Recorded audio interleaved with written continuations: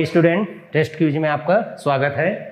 आज के लेक्चर कक्षा 11वीं का है त्रिकोणमिति फलन का ग्राफ। यदि आप फलन का आप लेक्चर यदि सुने होंगे तो बहुत सारे फलनों का मैंने ग्राफ बना करके दिया था फलन वाले चैप्टर में, लेकिन मैं उसमें ये बोल दिया था कि त्रिकोणमिति फलन का ग्राफ भी आता है फलन के ग्राफ में, लेकिन वो बहुत लंबा होता तो उसको हम त्रिकोणमिति में अलग से बताएंगे करके।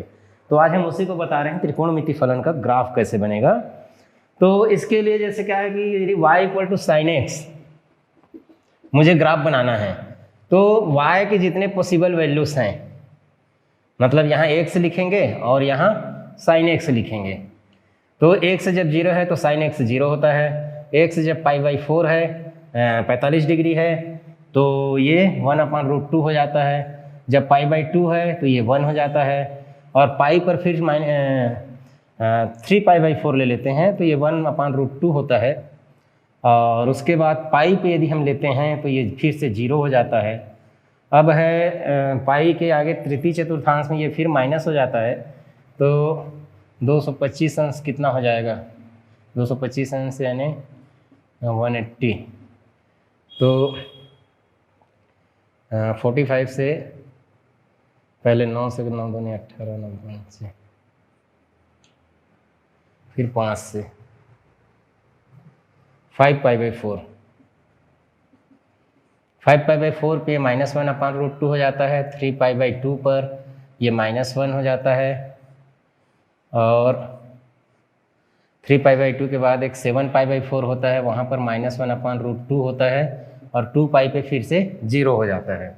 अब यदि हम ग्राफ बनाते हैं तो एक्स एक्सिस में ये वैल्यूज एक्स की वैल्यू रेडियन मिलेंगे, ये 0 है, ये π/4 है, ये π/2 है, ये 3π/4 है, एंड ये पाई है, फिर 5π/4 है, फिर 3π/2 है 270 अंश, फिर है 315, 7π/4, और उसके बाद है 2π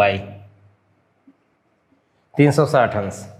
तो 0 है तो 0, π/4 है तो कुछ इसकी वैल्यू बढ़ गया, और π/2 पे ये 1 के बराबर हो गया। यहाँ पर y की वैल्यू 1 है और y की वैल्यू इधर -1 है, साइन का अधिकतम मान और न्यूनतम मान।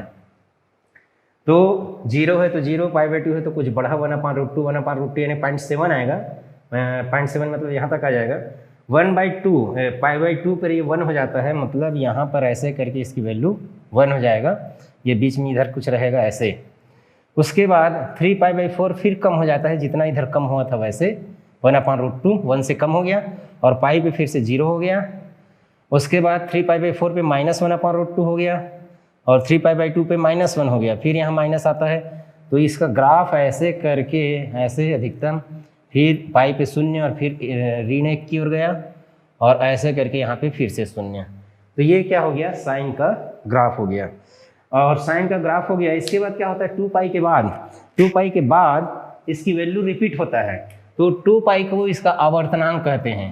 2π साइन एक्स का आवर्तनांक है, साइन एक्स का आवर्तनांक 2π है, मतलब 2π के आगे हमको नहीं बनाना है, सेम ऐसे ऐसे बनते जाएगा, ये आवर्तनांक का मतलब है, और ये साइन एक्स का ग्राफ है। आगे यदि हम देखें कॉस एक्स का, उसके बाद कुछ मिक्स फलन का भी ग्राफ देखेंगे। जैसे पहले तो जो मेन अपना त्रिकोणमिति 6 फलन है उनका ग्राफ पहले देखते हैं, उसके बाद फिर उनका एंगल को चेंज करके सामने में कुछ मल्टीप्लाई होगा तो क्या प्रभाव पड़ेगा उसको देखेंगे। यहाँ पर हम क्या करते हैं, कॉस एक्स की वैल्यू को पुट करते हैं,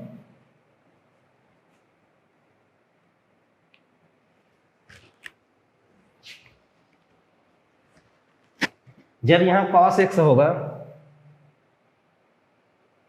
y equal to cos x होगा, तो ये cos 0 1 होता है, ये 1/√2 होता है, 1 से कम हो गया, यहाँ 0 हो गया। सेकंड चतुर्थांश में ये माइनस हो जाता है, -1/√2।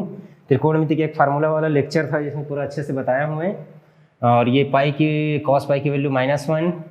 उसके बाद तृतीय चतुर्थांश में फिर ये माइनस रहता है, तो -1/√2, 3π/2 0 हो जाता है, 7/4 अब चतुर्थ ये प्लस हो जाता है, ASTC रूल फिर ये 1 हो जाता है। तो ASTC रूल के अनुसार ये हो गया π/4 π/2, 3π/4, पाई, 5π/4 and 3π/2 and 7π/4 and 2π।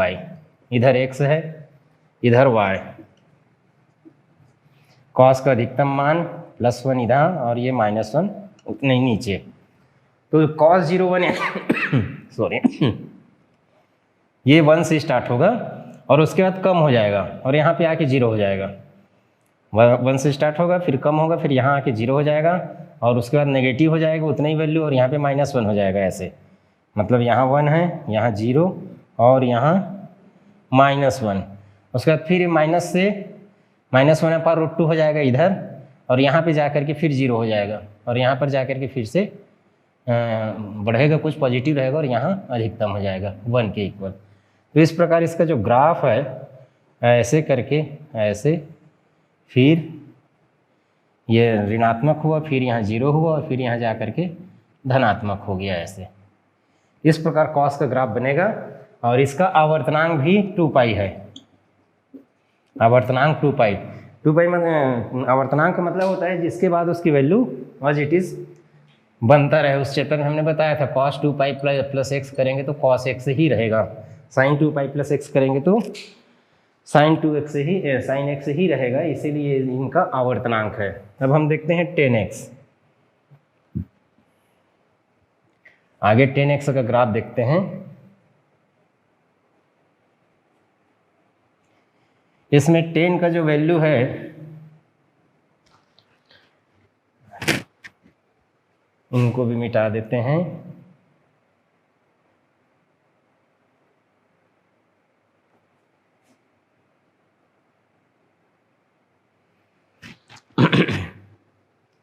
ये है 10x। 10 0 is 0, 10 45 1, 90 में ये इन्फिनिटी हो जाता है अपरिभाषित। 3π/4 सेकंड चतुर्थांश में एसटीसी रूल के अनुसार ये माइनस में होगा, ये -1 हो जाएगा और यहाँ पे फिर 0 हो जाएगा। sin 0 है, 10 = sin/cos होता है, तो जहाँ sin 0 है वहाँ का 10 भी 0 हो जाएगा। तृतीय चतुर्थांश में ये प्लस होता है, ये एसटीसी रूल के अनुसार t जो है तृतीय चतुर्थांश में ये यहाँ पर प्लस में रहेगा। तो ये जो है इसकी वैल्यू हो जाएगा 1 और इसका हो जाएगा 3π/2 इन्फिनिटी। फिर ये चतुर्थ में फिर माइनस होता है और ये 0 हो जाएगा। अब इसका ग्राफ यदि हम बनाते हैं तो जो इन्फिनिटी जहाँ पे हो रहा है, ये जहाँ पे इन्फिनिटी हो रहा है वहाँ पे हमको एक रेखा खींचना पड़ेगा अनंत स्पर्शी दिखाते हुए। ये है π/4 π/2। जहाँ पे cos 0 है वहाँ पे ये अनंत हो जाएगा, जहाँ sin 0 है वहाँ 0 हो जाएगा। 3π/4 एंड पाई, 5π/4, 3π/2, 7π/4 एंड 2π। तो देखिए कहाँ पे ये अनंत हो रहा है, ये अनंत हो रहा है π/2 पे, तो यहाँ एक लाइन हम ऐसे खींच देते हैं ऐसे, और 3π/2 पर भी अनंत हो रहा है ऐसे। अब क्या होगा, 10 0 है तो 0 और ये इसकी वैल्यू तो अनंत तक जाता है, तो भी हम 1 - 1 को मार्क कर लेते हैं। यहाँ पर आया है तो ये तो अनंत तक चला जाएगा। तो यहाँ पर क्या देखिए 10 0 0 है, π/4 हुआ तो 1 हुआ ऐसे करके। उसके बाद जैसे ही π/2 हुआ तो अनंत की ओर चला गया, तो इसको ऐसे करके दर्शाएंगे यूँ ऐसे। इसका मतलब ये होता है कि रेखा के पास जा करके ये छोड़ दिए, मतलब ये अनंत में जा करके इसको मिलेगा। जब तक मतलब x की वैल्यू π/2 होगा, y की वैल्यू अनंत हो जाएगा ऐसे। अब क्या होगा नेक्स्ट, 3π/4 पर इसकी वैल्यू -1 है और पाई पर 0 है, और द्वितीय चतुर्थांश में π/2 और पाई के बीच में ये माइनस होता है, तो ये भले ही प्लस अनंत की ओर गया है लेकिन आएगा माइनस की ओर से, मतलब माइनस अनंत की ओर ऐसे आएगा ऐसे करके, और यहाँ पर इसकी वैल्यू 1 हो जाएगा और 1 होने के बाद यहाँ 0 हो जाएगा। 1 होने के बाद यहाँ 0 हो जाएगा। 0 होने के बाद फिर +1 होता है, फिर +1 होता है और उसके बाद फिर अनंत हो जाता है। तो ऐसे करके इसका ग्राफ ऐसे बनेगा फिर से। तो इस प्रकार ये रिपीट होते जाएगा। द्वितीय चतुर्थांश में माइनस है, तृतीय में प्लस है, तो ये अनंत की ओर गया, यह माइनस अनंत से आया। इसका कारण यही है कि प्रथम चतुर्थांश में प्लस है तो प्लस अनंत की ओर गया, द्वितीय चतुर्थांश में माइनस है तो माइनस अनंत तरफ से आएगा वो। और तृतीय चतुर्थांश में प्लस है, प्लस अनंत हो गया। चौथे चतुर्थांश में फिर से माइनस है, तो ये माइनस अनंत की ओर से आएगा और यहाँ पर -1 हो जाएगा और यहाँ पर 0 हो जाएगा। ऐसे ऐसे आगे इसी प्रकार ये बनता रहेगा। तो इसका आवर्तनांक के बारे में क्या कहेंगे? इसका आवर्तनांक के बारे में क्या कहेंगे? तो इसका आवर्तनांक जो है, देखिए यहाँ से यदि इसको और आगे बनाएंगे हम तो -π/2, -π/4 एंड -π/2, तो ऐसे करके ये इसके -∞ से ऐसे आएगा और जाएगा। तो आवर्तनांक क्या है कि यहाँ से यहाँ तक जाते हैं फिर ये रिपीट हो जा रहा है, तो इसका आवर्तनांक पाई है। देख सकते हैं प्रथम चतुर्थांश में प्लस है, द्वितीय माइनस है, तृतीय में फिर प्लस हो जाता है, इसलिए इसका आवर्तनांक क्या है? पाई है। साइन और कॉस का 2π था, साइन और कॉस का 2π था। इसी प्रकार हम आगे देखते हैं कोट का ग्राफ देखते हैं आगे।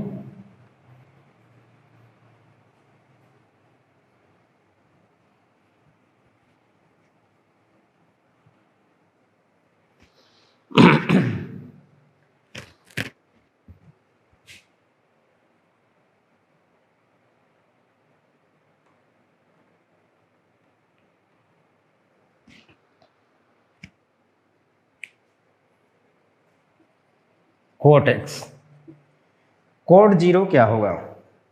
कोस अपन साइन है, तो जहां पर साइन 0 होगा ये 0 हो जाएगा, और जहां कॉस 0 होगा वहां ये, जैसे इससे भी जान सकते हैं cos x अपन साइन x, तो जहां cos 0 होगा वहां cot 0, और जहां साइन 0 होगा वहां अनंत। तो साइन 0 0 होता है, इसीलिए 0 पे अनंत, और कोट है तो π/4 पे 1, और यहाँ cos π/2 0 है, ये तो 1 है, तो यहाँ तो 0 हो जाएगा, यहाँ फिर -1, और यहाँ पे ये 0 होने की वजह से फिर से अनंत। अब प्लस अनंत है कि माइनस अनंत, इसको नहीं जान पाएंगे, और वो बाद में ग्राफ बनाते समय पता चलेगा।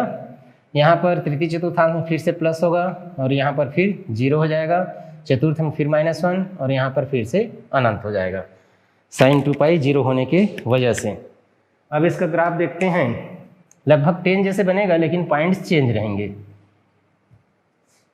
ये है π/4, π/2, 3π/4, पाई, 5π/4, 3π/2, 7π/4, 2π। तो 0 पर ही ये अनंत है, और प्रथम चतुर्थांश में क्या है? इसकी वैल्यू पॉजिटिव है, तो 0 पर ही है, तो इधर +1 इधर -1 तो डाल देते हैं, अनंत तरफ से आएगा, ये अनंत तरफ से आएगा और π/2 पे 0 हो जाएगा। तो ये इसको, और यहाँ पे 1 रहेगा, तो इसको ऐसे ही यूँ बना सकते हैं, ऐसे अनंत तरफ से ऐसे आएगा ये, और यहाँ पे 0 हो जाएगा। द्वितीय चतुर्थांश में -1 तरफ चला जाएगा ये, और उसके बाद फिर अनंत यानी माइनस अनंत होगा यहाँ पर। अब इसकी वैल्यू जो है ऐसे करके यहाँ पर एक लाइन खींच लेते हैं, और ऐसे 2π पर एक लाइन खींच लेते हैं ऐसे, तो यहाँ पर से ये अनंत की ओर ऐसे चला जाएगा। उसके बाद तृतीय चतुर्थांश में प्लस है, तो फिर से अब ये प्लस अनंत की ओर से आएगा, और 5π/4 पे 1 हो जाएगा, यहाँ पे 0 हो जाएगा, तो ये फिर प्लस इन्फिनिटी तरफ से आएगा, और ऐसे करके इधर यहाँ माइनस होने की वजह से ऐसे करके इधर चला जाएगा। तो इस प्रकार क्या है कि इसका ग्राफ ऐसे बनेगा, जहाँ पर 10 अनंत था वहाँ पर ये 0 हो गया, और जहाँ पर 10 0 तो वहाँ अनंत हो गया, यही फर्क है दोनों में। इसका भी आवर्तनांक यदि हम देखें तो पाई के बाद ये फिर वही माना जा रहा है, पाई के बाद रिपीट हो रहा है, जैसा है वैसे ही। पाई के बाद ये जैसे जो वैल्यू है 1 0 -1 इन्फिनिटी ऐसे करके आते जा रहा है, तो इसका भी आवर्तनांक क्या है? पाई ही है। नेक्स्ट देखते हैं हम सेक एक्स का।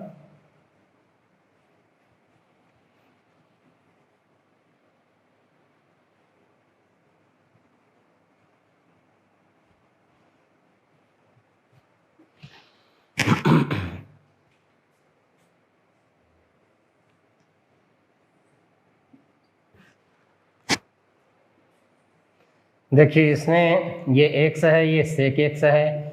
सेक x मीन्स 1/cos x, तो cos 0 1 होता है, तो सेक 0 भी 1 हो जाएगा। cos π/4 1/√2 होता है, तो ये √2 हो जाएगा। π/2 0 होता है, तो ये अनंत हो जाएगा। 3π/4 -√2, इसका -√2 आ जाएगा, एंड पाई -1 cos की वैल्यू जैसे, और उसके बाद है 5π/4, तृतीय चतुर्थांश में ये माइनस होता है तो फिर -√2, 3π/2 पे cos 0 हो जाता है तो इन्फिनिटी, और उसके बाद 7π/4 पॉजिटिव होता है तो ये √2 हो जाएगा एंड 2π पे फिर से 1 हो जाएगा। इस प्रकार इसका ग्राफ देखते हैं आगे क्या होगा। पहले हम वो लाइन को खींचते हैं जहाँ पर ये अनंत हो रहा है। ये हो गया π/4, ये π/2, 3π/4, पाई, 5π/4, 3π/2, 7π/4 एंड 2π। ये x हो गया। इधर y है, इसका भी वैल्यू तो अनंत तक जा रहा है तो भी +1 और -1 को हम मार्क कर देते हैं। इसका कारण ये है कि देखिए ये 1 से स्टार्ट हो रहा है, 1 से स्टार्ट होने के बाद √2 यानी 1.414 होता है, यानी 1 से ज़्यादा हो गया, और π/2 पर जा करके अनंत हो गया, π/2 पर जा करके ये अनंत हो गया। यहाँ एक लाइन खींच देते हैं ऐसे डॉटेड। उसके बाद 3π/2 पर फिर से अनंत है ऐसे ऐसे। तो क्या है, 1 से स्टार्ट होगा और π/2 पर जाते जाते ये क्या हो जाएगा, अनंत की ओर चला जाएगा ऐसे। उसके बाद द्वितीय चतुर्थांश में ये -√2 हो जाता है और -1 हो जाता है, तो यहाँ पर -1 होगा, यहाँ पर -√2 होगा, यानी और सेकंड द्वितीय चतुर्थांश जैसे होगा इसका मान नेगेटिव हो जाएगा तो ये -∞ तरफ से आएगा और ऐसे करके -1 हो जाएगा। उसके बाद तृतीय चतुर्थांश में फिर माइनस की वैल्यू बढ़ जाएगा, मैंने नीचे तरफ चला जाएगा और फिर इन्फिनिटी की ओर चला जाएगा, तो ये ऐसे करके इधर इन्फिनिटी भेज देंगे इसको। मतलब इसका मान जो है +1 और -1 के बीच में नहीं होगा, उससे बड़ा होगा या उससे छोटा होगा, 1 से बड़ा होगा या -1 से छोटा होगा। फिर अगला ग्राफ यदि हम देखें तो तृतीय चतुर्थांश में ये प्लस हो जाता है और ये क्या है कि 7/4 पे √2 होगा और यहाँ पर आकर के 1 हो जाएगा, तो ये +∞ तरफ से आएगा ऐसे करके और ये ऐसे करके इसकी वैल्यू होगा, फिर ये रिपीट होने लगेगा ऐसे।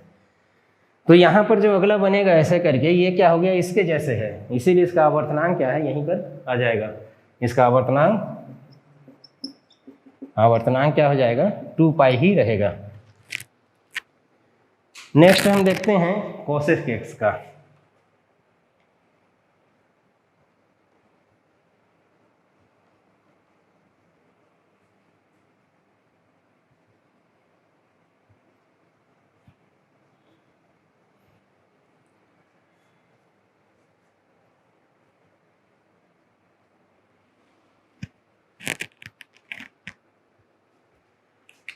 तो कोसेक x का लगभग इसी के जैसे बनेगा, बस पॉइंट्स चेंज रहेंगे, उसके पॉइंट्स चेंज रहेंगे।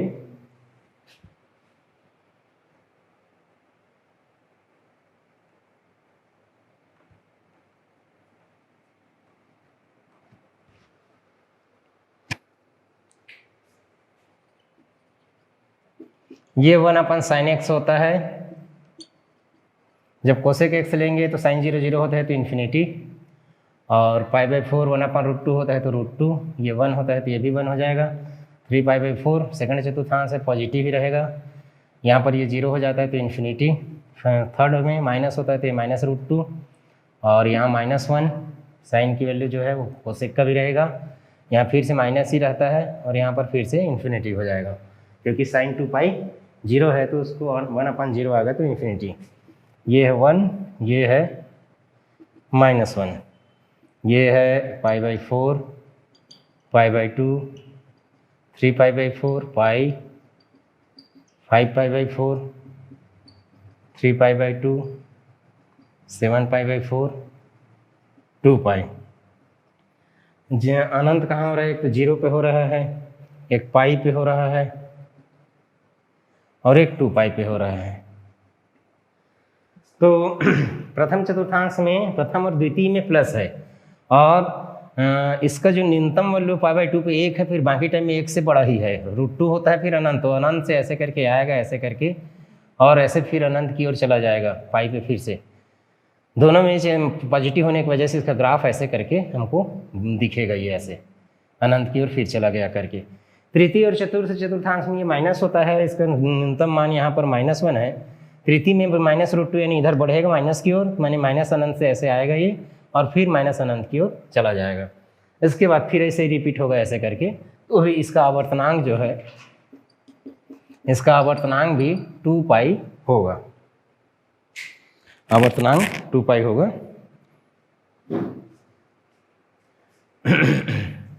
नेक्स्ट देखते हैं, सबका हमने बेसिक जो त्रिकोणमिति फलन है इसको हमने बना लिया।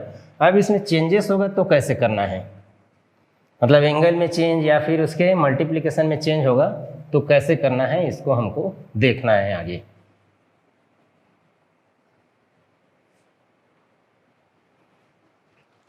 जैसे हमको एंगल में चेंज दिख रहा है y = sin 3x, एंगल जो है 3 टाइम्स हो गया। तो हमारा जो ग्राफ बनेगा, अब इसमें जो टेबल बनाएंगे, ये टेबल होगा वो 3 अलग अलग लाइन का कर लेंगे, 2 के बजाय। यहाँ लिख देंगे x, यहाँ लिख देंगे 3x और यहाँ लिख देंगे y की वैल्यू sin 3x। और सबसे पहले हम इसको फिल करेंगे, सबसे पहले इसको फिल करेंगे। तो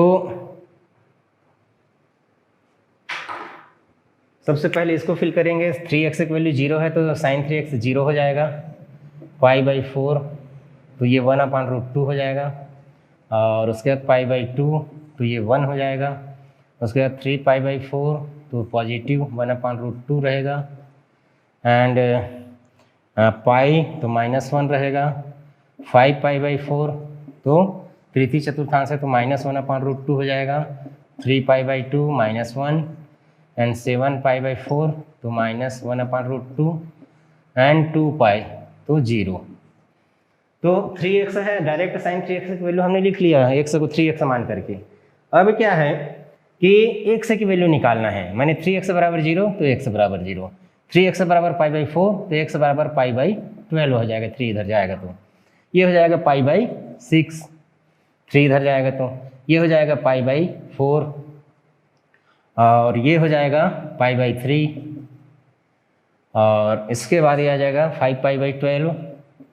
वैसे इसको भी लिख सकते हो 3π/12 करके ऐसे, और उसके बाद ये हो जाएगा 3π/6 एंड ये 3 से डिवाइड होगा तो 7π/12 एंड ये 2π/3। वैसे इसमें कितने वैल्यू से चेंज हो रहा है इसको जानने के लिए हम सबके अपान में 12 कर लेते हैं, सबके अपान में 12 कर लेते हैं।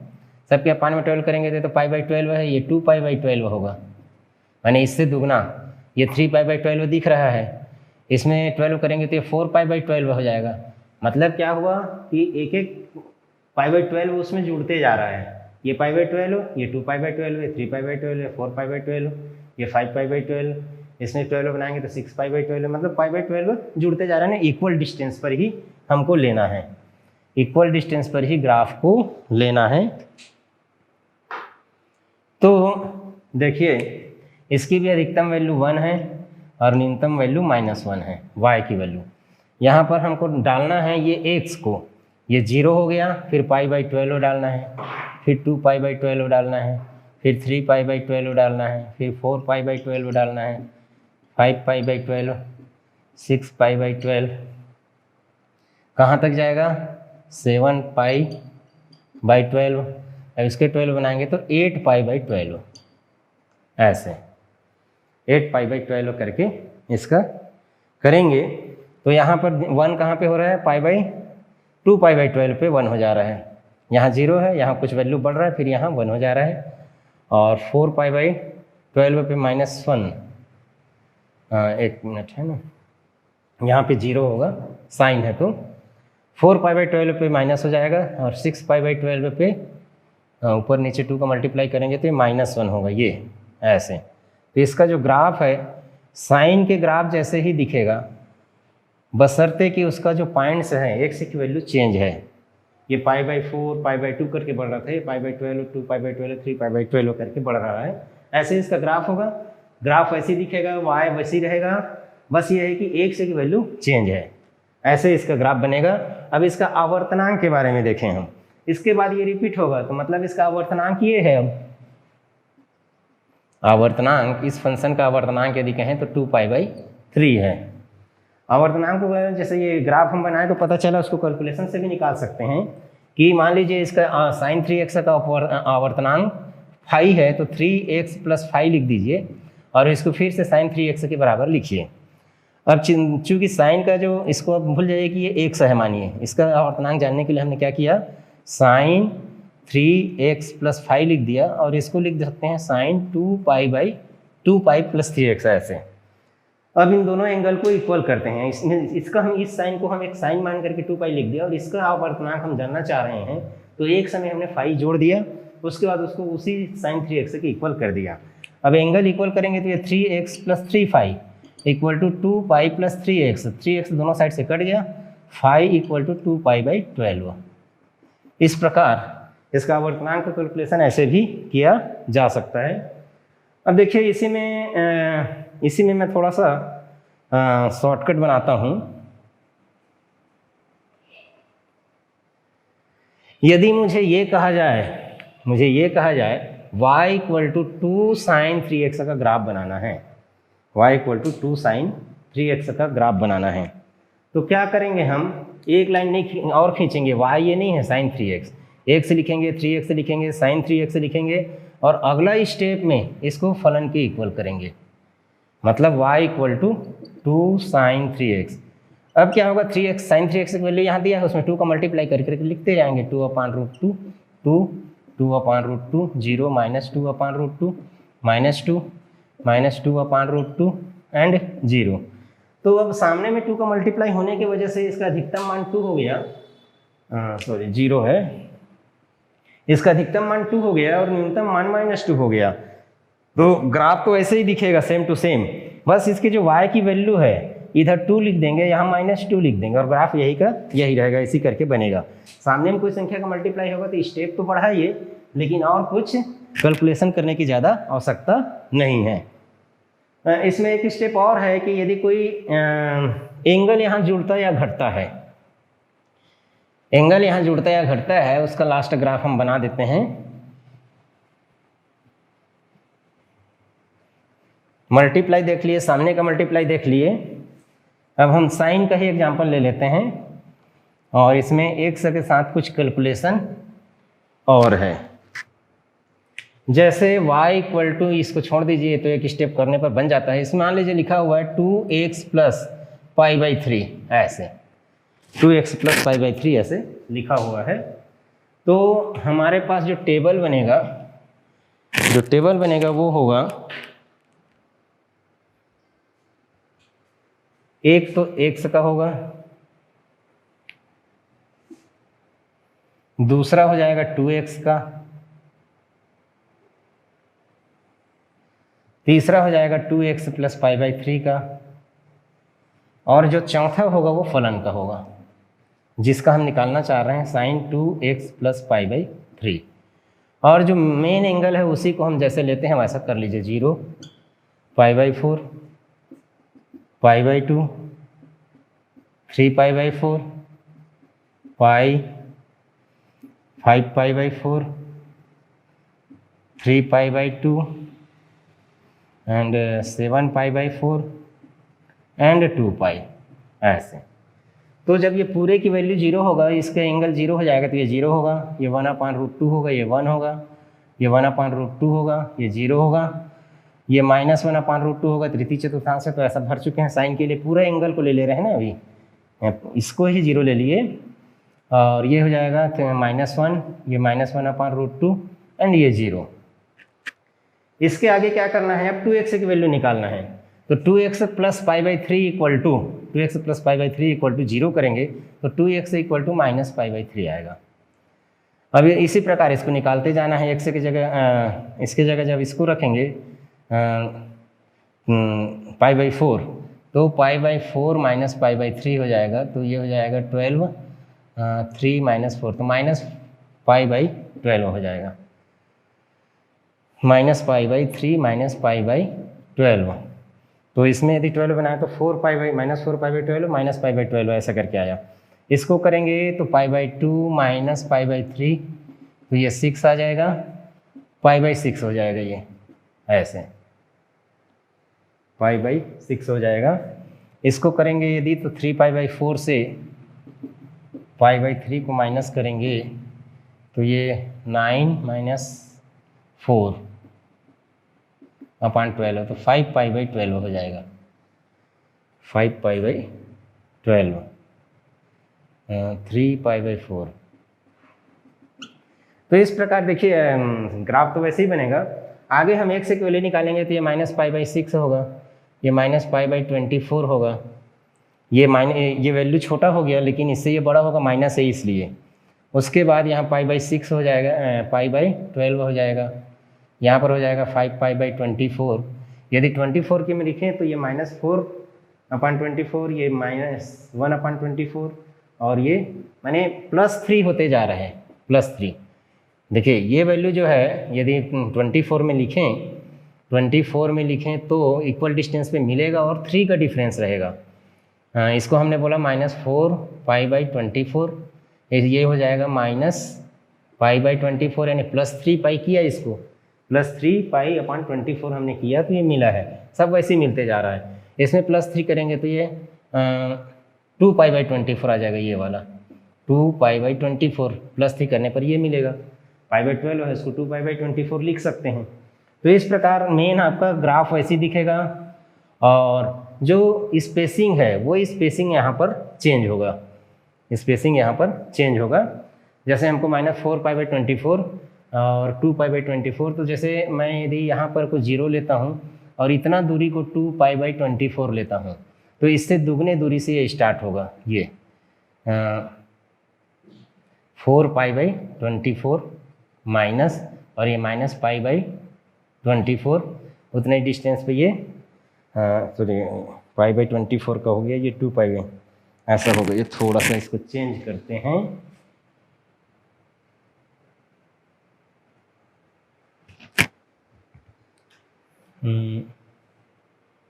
ऐसे ये हो जाएगा -4 पाई बाई 24, और यहाँ पर लेंगे तो इनके बीच का डिस्टेंस सेम रहना चाहिए, तो ये -पाई बाई 24 होगा ऐसे।